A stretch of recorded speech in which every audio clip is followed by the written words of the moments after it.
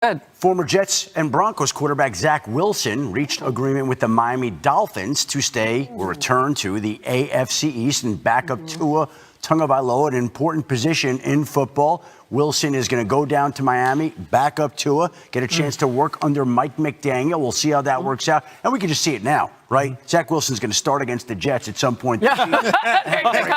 That's coming. Oh, my gosh. And beat them. Let's stay in the division. I love it. That's why today is so much fun. Yeah. All right, let's talk about New England. They entered free agency with the most cap space in the league. They're putting it to very good use. Cornerback Carlton Davis gets a 3-year, $60 million deal. He was a big part of the Lions' success, as you know, last season. And a Pro Bowl linebacker Harold Landry reuniting with his former Titans coach Mike Vrabel on a 3-year, $43.5 million contract. Former Raiders linebacker Robert Spillane gets a 3-year, $37.5 million deal. Also, we mentioned it earlier. This was huge. They add arguably the best available defensive tackle, Milton Williams, a contract that averages about $26 million a year. He had 5 sacks for the Super Bowl champion Eagles last season. On the offensive side, New England landing former Jets tackle Morgan Moses for 3 years and $24 million. Franchise QB Drake May was sacked 34 times in 13 games last season. All right, Lewis, give them an early grade, and what else do they need to do? What's their homework? Well, I think this is an A+ so far. I mean, they're addressing all the things they need to on the defensive side of the ball. Those are some home run signings to me. Milton Williams, I thought, was the best player regardless of position in this free agency class. That age, with that kind of upside still, you see where they paid him. He's right now, I think it's like top 7 in terms of defensive linemen play, whether it be defensive ends or defensive tackle. I mean, he's right up there. It's like $26 million, right? So I think they've done fantastic. They still need a wide receiver. They got to get Drake May some help on the perimeter. Look, make a run at T. Higgins. I know Mike Brown probably won't trade him from Cincinnati, but you got to try something to get a true number one. Do not be surprised if they now go after a guy like Cooper Kupp. Cooper would be perfect for them. They need pass catchers for Drake May. Well, they were after Chris. Jay, Adam, Lewis, full house with you. NFL free agency in full swing. The trades are happening and receivers catching on around the league.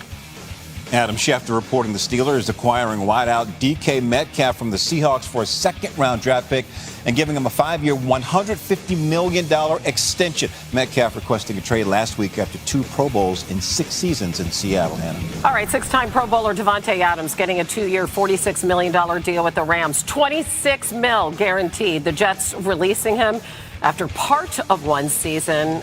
We have some news coming up on something else happening with the Rams. Just moments. Just moments. Chris Godwin staying with the Buccaneers. 3 years, $66 million deal after flirting with the Patriots.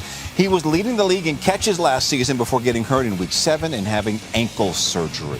As promised, senior NFL insider Adam Schefter and Louis Riddick back with us. That Rams news, a little bit more receiver news here. Well, the Rams are going to release Cooper Kupp after the start of the new league year, assuming that no trade materializes. Now, we've seen this before where the Jaguars were moving on from Christian Kirk. Other teams saw, and they offered a 7th-round draft pick for Christian Kirk and brought him into Houston. That happened. Maybe somebody will reach out and offer something nominal to the Los Angeles Rams for Cooper Kupp. We'll see whether that happens. But either way, if there's not a team that trades for him by this week, they will move on from him. They will release him. The legend of Cooper Kupp in L.A., a tremendous run, is coming to an end, and it'll officially be over one way or another this week with a release or a trade.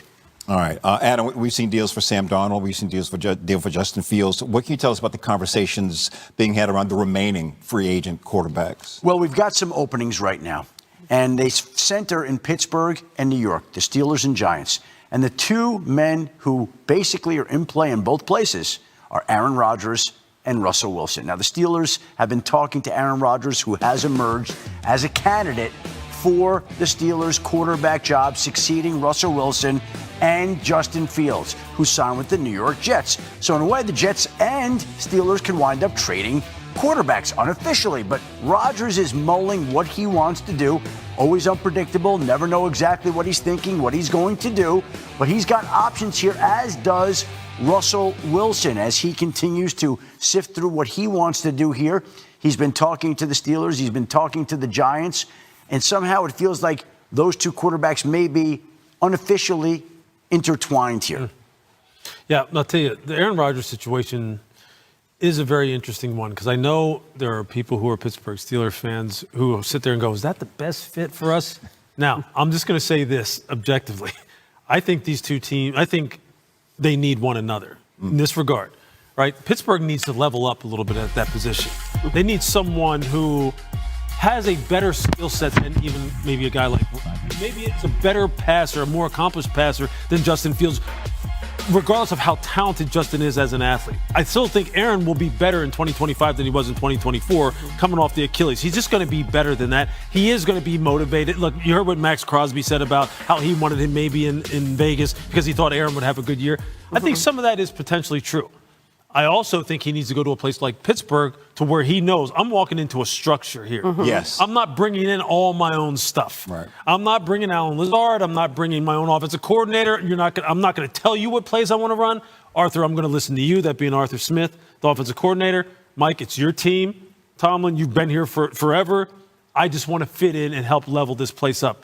I think that could work because right now, look, where they sit in the draft, At 20, you think they could draft a quarterback? I think they could. Yeah. I think they can move back and draft one. Everyone knows I'm the president of the Tyler Shuck fan club. That's right. So, hey. That's right. Keep, You heard keep the it name here. in mind. I'm just saying. You heard it here.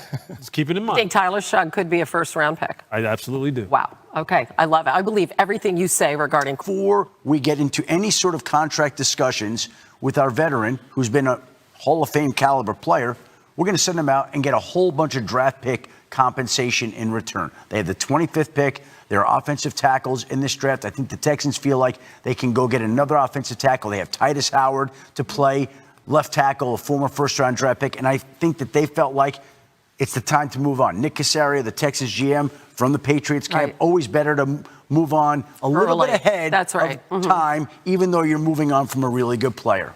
Let's bring Mina Kimes back in here. Mina, same question to you. Why was Houston ready to move on from Tunsil?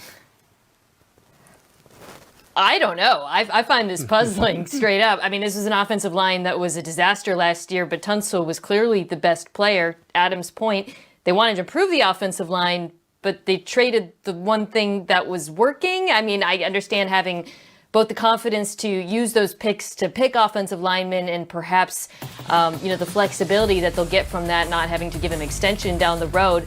I think what concerns me, though, is like this was the single biggest problem with this football team, and it's a football team that won a playoff game. So to me, doesn't align with the timeline of the team. So yeah, I'll be honest, I was pretty befuddled by this one from the perspective of the Houston Texans, especially since we saw how the rest of that offensive line played throughout the entire season, but notably in the postseason as well. It's a little puzzling from the Texans standpoint.